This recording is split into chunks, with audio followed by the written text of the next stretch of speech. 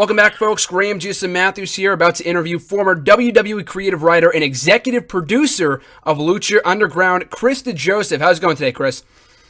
Hey, good. How are you? Thanks for having me. Absolutely no problem. My first question for you, of course, Lucha Underground is something unlike anything else in the world of wrestling right now. Anything unlike you would see in WWE, TNA, and you would know because you used to work for WWE, like I said before, as a creative writer, so you would know firsthand. But before we get into any of that, my first question for you would, of course, be, what was the initial vision for Lucha Underground coming in as the executive producer, and how did you get involved with it initially? I worked at WWE for like 6+ years on the creative team, 7 years total. And I moved to LA. I was working on some reality shows, and someone had asked me for my resume and said that Mark Burnett was doing a show. And traditionally, when you're out here working in this business, you freelance and you go from job to job, show to show. So I just figured, it was another Mark Burnett reality show, and I was excited to possibly be involved in it. And next thing I knew, I found out that they were trying to do a wrestling show, and it was like two worlds collided for me. The best reality producer in the world, and wrestling. So it kind of ended up being a match made in heaven. And then as far as the planning stages, it started with a lot of people had different ideas on what it was. I know that Mark Burnett and Robert Rodriguez had a vision of what the show was going to be and how they wanted to present Lucha Libre in America, and Lucha Underground was born. And there's lots of things and input that I had, obviously, coming from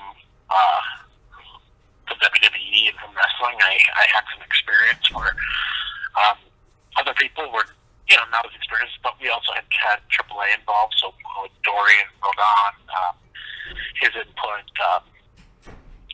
Conan with as far as, picking up talent, things like that. They were very influential in setting this thing up. And then, Robert's team and the El Rey Network wanted to have, their spin on it and kind of make this a much different show, and different than the regular old wrestling show you see that's out there, and wanted to make it feel like a Robert Rodriguez show or movie, and at the same time, the Burnett people have produced some of the best television shows in the world. So it just all kind of came together, and it was months and months of work. But then we decided to run with the format and run with Lucha Underground and try to do things differently. And as a reality show, too, because not always do wrestling and reality always mix, and people think of, because I know in NXT, years ago, before it was the developmental territory, was supposed to be like a reality-like show, and obviously that didn't pan out. Total Divas, too, is something like, that's not reality, that's scripted, but this is something that's completely different. It's not really, it is a reality show, and it has those reality aspects to it, and that's what kind of adds... It really isn't, though. This is more of a television drama. Exactly.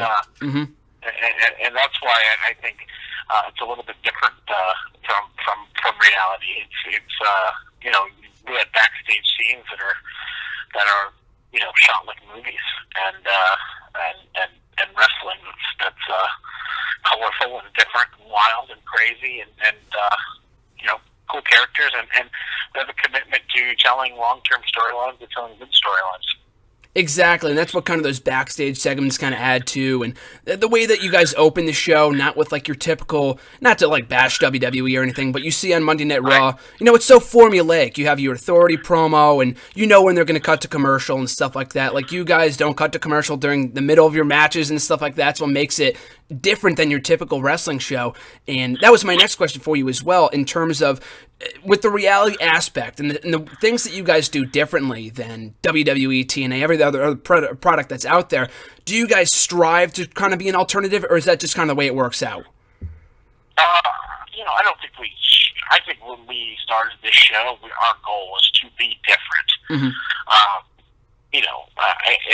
And create a more compelling wrestling show than what's out there. And that was our goal. That still is our goal. And really our goal is to entertain fans and create new fans, and also, you know, give Lucha Libre, not only Lucha Libre fans, but wrestling fans, an alternative, and give them something that's pretty neat that they can get in on the ground floor and have fun with. And along with Lucha Underground, NXT is one of those shows. Like, it's only an hour format. It's not 3 hours, not 2 hours, not a lot to digest. It's quick, it's simple, it's easy to watch, it's fun. And like NXT, like, there's a lot of rumors that it's, you know, the creative team only comprised of only a couple people and stuff like that. How is the creative side of Lucha Underground kind of handled? Yeah, I mean, there are 3 members of that, you know, me included, that you know, write the scripts and book the matches, and you know, obviously we have to run these storylines and things like that through higher ups, like our executive producer Eric Van Wagner. He, you know, everything goes through him, but you know, and then also through the El Rey network and their people, but you know, the greater vision was signed off on, and then we just tried to execute, you know, show by show by show, and tell good stories. I do think it's a lot simpler to work in the environment that we have at Lucha Underground as a creative person, as opposed to the WWE, because I don't know, they are a little less restricted than the things that we do, and trust our ideas and trust our instincts, and that has been extremely beneficial. At the same time, we have a team of a lot of creative people, so people are always offering their input and making changes. Like, I mean, you know, ideas, we get ideas from everybody. I mean, our editors, our producers, talent, everybody's actively involved in trying to make this show the best it can be. Because I know that necessarily something that I write may not be the best thing, but when a few different people sometimes chime in, you can sometimes find a better way to do it. And that's cool. Whereas at the WWE, it's all you're living that life on the road, and it's 24 hours a day, 7 days a week, and then you know, everything's channeled through, you know, Vince, and it's all micromanaged, and you know, sometimes a talent, you know, you could have plans for, but something stupid happens on the road in a house show or something like that, and then you have to change your plans for that because that talent isn't fitting in with the locker room or whatever it may be. It's always something different there. I always found that can change course. Where here we're committed to telling long-term storylines. Obviously, we have to. You know, it's professional wrestling, and people get injured and things like that. And sometimes things don't work, so you do have to make changes. But you know. We had a long-term vision that we set in when we first started, and that's going to continue to be our goal. And having experience in that field as a former creative writer for WWE, having current creative input with Lucha Underground, what tips would you have for anyone that's trying to get into that aspect of the WWE as a writer, as a creative writer, for any WWE, TNA, or anything like that? Gosh, I mean, when it gets, you know, go in there and put your best foot forward. I mean, as far as tips on how to do their job better, or how to how to survive, because the whole different can of worms. You know, especially in the WWE, survival sometimes outweighs you know, your creative contributions. Sometimes relies on you to play politics and to survive that way. But if you can do a little bit of both, then you can have a good career there. But I guess maybe the main thing I would say to somebody who get involved is you know, be prepared to be disappointed a little bit. Yeah, everybody comes in on that first day with you know, big bright eyes, so excited, and then when you see them on the last day, they're a little bit different. So I don't know, and I can't really comment on what the creative environment is like in TNA. From my understanding, it's pretty cool down there, and everybody's pretty chill about how things go down. So I can't really comment, but yeah, as far as WWE, it's a tough life and a tough lifestyle. I don't know if things are set up the same way that they were when I was there. I mean, when I was there, there was a lot smaller teams of creative writers, where now I heard they have a damn army working for them. So, yeah, I don't know how you find your way in that mix or that mess if you are trying to get into it. Or like someone that's like an aspiring writer, or like someone that's up and coming, not someone that already has experience in that field. There's something like, what would you suggest someone to, like a younger person or whatever, that was trying to go to school to become a journalist or a creative writer, you know, something like that? Would you have any tips for those kind of people? I would go learn the television business. That's what I would do. Mm-hmm. Yeah. I would learn everything you can about TV, because that's really the most important part. And at the same time, you know, learn your creative writing, take your journalism classes and things like that, but learn how to produce television, and I think you might have a good chance, especially if you got a good head on your shoulders. Because at the end of the day, keep trying, never give up. Exactly. Because at the end of the day, that's exactly what it was. That's exactly what it is, a television show, more so than just just pro wrestling. And you would know that, you know, how far it's evolved into a sports entertainment program as opposed to pro wrestling. That WWE, that is. You know, speaking specifically there. You go and work, you go and make your own, book your own set or something like that. That's not necessarily going to get you in the door there. Mm-hmm. You're more likely to have an opportunity to get in there if you have some experience in television. And I mean, for me, I've always said, once you get your foot in the door anywhere, you can do anything. Mm-hmm. I mean, that's what happened to me. I was an intern in the International Television Production Department.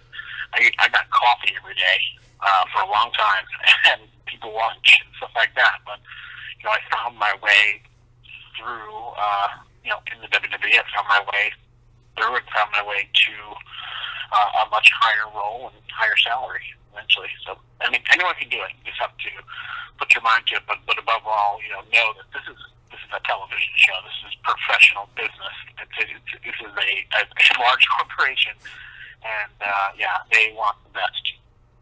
And going back to what you were saying before on Lucha Underground and working with a.k.a. or AAA and Conan and people like that, people who obviously have a lot of experience in the pro wrestling business and an eye for talent and talent scouts and stuff like that. What was the process that you guys went through to pick up the talent that you did, and guys like Johnny Mundo and Prince Puma and Phoenix Mil Mascaras? What was the process you guys had to go through to pick? What did you look for in these talents in order to bring them into Lucha Underground and say these are the perfect fit for our promotion? Well, I think it really started, when we were looking at the show, I went and just made a list of people that I would like on my, ideal roster. And I know that Conan, and AAA, they had their kind of ideal roster. They had recommended some talents to us. Some of it came down to, we wanted young talent, and at the same time some established ones. Then having masks, the first additional people coming from Mexico is very important. As far as Johnny's concerned, that was just like, I worked with Johnny a lot at WWE. I knew he lived in LA and had remained friends with him. And we had a lot of fun working together. We did all those dirt sheets and things like that. So I always enjoyed my time working with him, so I reached out to John and tried to get him involved. And, he came in and talked to us and liked what we were going to do, and he signed on. As far as Chavo, I had always trusted Chavo, and always had a good relationship with him. And I knew that, starting this, we would need to have some people of name value. I thought that was important to try to get this show up and running, and at the same time help to get over the new talent, new characters on the show to rub them up against established guys. I thought was important. I also thought it was cool that if we had this underground lucha league, that anybody can show up, even guys who've competed on the largest stage in the world, to come and fight, and that was kind of the idea, and that's how it went. Guys of different shapes, sizes, ability, look, style, it all kind of came into it. One of the things that makes Lucha Underground so unique is that you guys have, unlike, with WWE, your typical pro wrestling is that you guys mix the talent with the women and the men and even the smaller guys, the midgets, whatever you want to call them. You guys have the battle royales, and Eva Leisha's a part of them and stuff like that. You mix, you have intergender matches, and it's not something that's special. It's something that's really not any out of the ordinary for you guys, which is what makes you guys really unique and really cool. What was the mindset behind doing something like that? Well, a lot of it stemmed to, watching Lucha Libre out of Mexico. There's lots of times where you have a tag team of a woman, a mini, a luchador, and an exotica or something like that, and they'll compete against the other one. The other part of it was, Robert's movies always have featured such strong female characters. So we kind of wanted to make that translate into Lucha Underground, and our idea behind this was, this is a TV show, and you watch movies nowadays. You watch The Avengers or Lucy or whatever, and they all have strong ass kicking. I hate that term sometimes, but female characters that are strong and aren't just there to run around and be silly. Girls that can actually fight and go out and want to compete. Mm-hmm. So we thought it'd be a little bit different type of presentation on it. And, you play video games today or watch movies, that's how they are. And also, as well, we were talking about before we went live here, is that Lucha Underground tapes out of the same place in Los Angeles. That's technically what it is. It's underground wrestling. That's what makes it so unique. The arena, the fans, the passionate, everything about the passionate fan base that makes Lucha Underground so cool and so fun to watch. Is there any plans at any point, and I know the promotion just got started, of course, but are there any plans at any point to do any touring outside of the regular place where you guys tape out of in Los Angeles? I know that there's been talk about doing that. I'm not sure exactly when that will happen. Like you pointed out, we're just getting started. I think our 13th episode airs on Wednesday, so yeah. We're just beginning. So where other companies have been around 10 years, some 60 years or however long. We're in the beginning process of this, but sure, I think that's a goal for everybody is to eventually have that. That would be awesome. It'd be awesome to bring Lucha Underground all over the world or to different places that we get to see these amazing talent. And speaking of goals, what other kind of goals do you guys have for the promotion in the long term, in the short term, and going forward as the promotion just kind of gets started, as you were talking about before? I think for me, my goal is getting better and keep making better shows. Better wrestling shows. We were joking around the other day saying, we'll probably sit back and watch our first episode and then, our last episode at the end of the season, and we'll see a huge difference between it. And that's been kind of the fun of making the show. I also think our goal is to introduce cool characters and things that pay off storylines. Sometimes I think in wrestling, at least mainstream wrestling, that doesn't happen so much. and I always feel like, if you tune into a show and dedicate your time to it, you need to, at some point, be paid off for investing your time in that. I think that's definitely a goal. I don't know, I would definitely, I guess my other one is to have more people watch this and find it, and hopefully, I know that the wrestling, community is very, very loyal and very social, and hopefully they continue to spread the word about our show. I think you can sense there's a buzz about it. It's just getting more people to find out about what we're doing. Oh, absolutely. Like I was saying before, like we were just talking about, it's only just getting started. It's only been around since October, but since then, it's so crazy. People are asking me all the time, are you watching Lucha Underground? Are you watching it? I've been watching since day one. I think it's awesome. It's something very unique, very cool, something out of the ordinary. A lot different, especially at a time with all the anger around the WWE product, no matter what they do and whatever, there's always going to be people that are looking for that alternative. And sometimes TNA is not that alternative, although they are the two biggest mainstream wrestling promotions in the U.S., along with Ring of Honor. sometimes they aren't really that different from one another, and Lucha Underground presents something, it's really something different from what you're typically, going in to see in a pro wrestling show, and it involves that Lucha Libre. And not only that, it's not your typical Lucha Libre show, like we were talking about before. It has a reality spin on it, and it's very well done. You guys got the best talent in the world. It's amazing in some of the matches and angles, and it's only going to keep evolving over time, and it's just, like I said before, just crazy to think how far you guys have come in that short period of time. So I look forward to seeing it progress and, seeing and stuff like that, and to getting more eyes on the product, like you guys were talking about before. It airs Wednesday nights on the El Rey Network at 8 o'clock Eastern Time, so hopefully more people can check it out. But Chris, before we let you go, be sure to spread the word on the Twitter accounts, Facebook, where people can find you in the show and, stuff like that. Anything else you'd like to plug?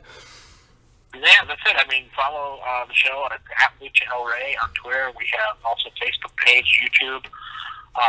And if you want, you can follow me at Chris DeJoseph.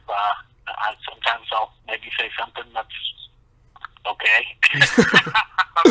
But, I'm always trying to spread the word about Lucha Underground and let people know. I mean, I'm a wrestling fan who at one point lost my love for wrestling, and Lucha Underground has given me that love back, and I hopefully will give other people that same feeling. And we're doing some things that are more exciting and more fun than the average show that you'll see.